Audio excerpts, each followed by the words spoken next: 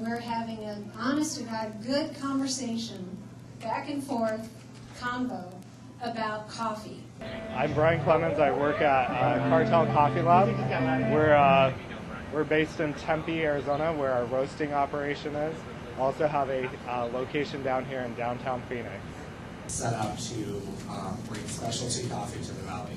Specialty coffee, I would put it under the banner of well-sourced coffee, knowing where the coffee is coming from, the regions it's from, the growing processes, the coffee goes through from seed, which is coffee grows on a cherry. My name is Michelle White, and I own Fairtrade Cafe. We have 2 locations in downtown Phoenix. One's up on Roosevelt and First Avenue. The other one's at Central and just north of Van Buren. We're at Civic Space Park. And our niche market in downtown is definitely fair trade, socially conscious, locally minded community members that we try to cater to. Well, all of our coffee is micro-roasted in Tucson by a fair trade certified roaster. All of our beans are fair trade certified, 100% organic, 100% shade grown, which, just to give you a quick update on what that is that all of the coffee is grown within the natural forests that are on the land. There's no clear cutting. It creates a much better bean, a much better coffee. And also kosher, for some reason it's 100% kosher. My name is Bill Sandrig. My wife and I are the owners of Copper Star Coffee. We're on 7th Avenue, just north of Indian School. We like to think of ourselves as a local neighborhood coffee house. We sell really good coffee at a really decent price. We're open at 6 a.m. on the weekends and 5:30 a.m. on the weekdays. Get some nice traffic in there. You can find us online at www.copperstarcoffee.com.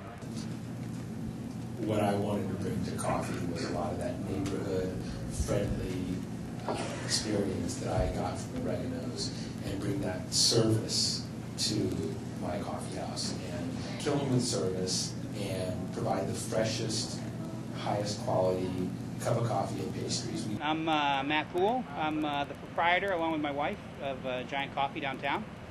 We're in a building called The Link, which is on 1st Street, just south of McDowell, right next to the Cancer Survivors Park.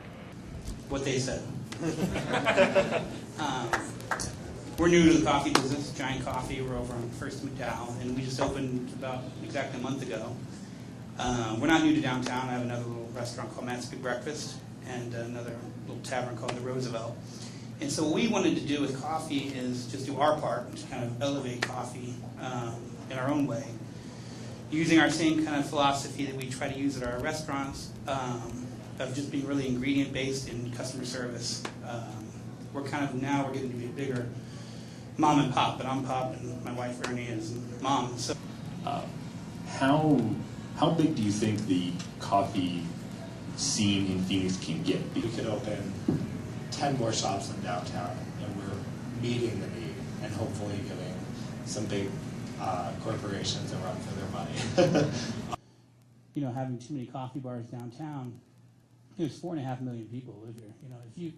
These guys will all tell you, if you have 200 or 300 regulars, you're good. I mean, that's really all you need to be busy, and throw in the casual passerby and other people throughout the day. That'd be a good day. So if each of us can get 200 or 300 really good, loyal regulars, we'll be okay. So with that in mind, Brian's right. You could probably put 15 more quality local coffee houses and be fine. The ones that are around are pretty good. We're really kind of lucky that the local coffee houses we have do have quality and they do have merit. I think the larger question also, though, is how fast and how much are people going to embrace the localism lifestyle? One thing that I will say is one thing that's lacking in Phoenix compared to Tempe and other places is residents within the core. Our shops can't thrive off of people who visit one time a month. But talk a little bit about light rail and how it's affected your business. And more precisely, do you find that your coffee shop is serving as an entry point for people who are not that familiar with downtown? Are you becoming an ambassador of downtown? So just the roads being open helped us out. But definitely we have seen a pop, specifically on the weekends, at our Roosevelt location.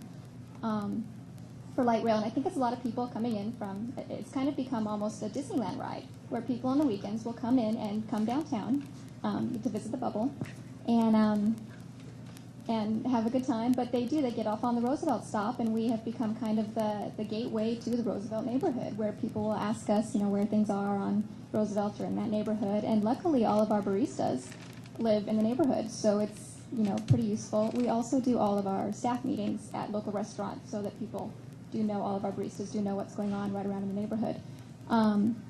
So yes, definitely a gateway. Definitely light rail has certainly helped. Construction ending was great, and light rail opening up now and people getting used to using it is fantastic. So, and Valley Metro has been pretty good at doing outreach to local businesses as well.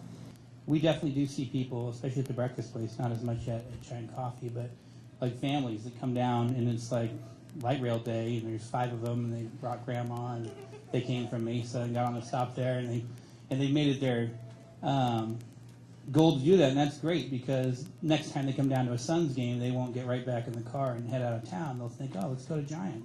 We built freeways. We built the Hoover Dam. We sent a man to the moon in less time than we built a simple 13, 15, 20-mile stretch of light rail. Really, that was the best we could do. So I'm a critic, but I'm a fan in some ways. My experience in Phoenix has been that if it's good, people will find it.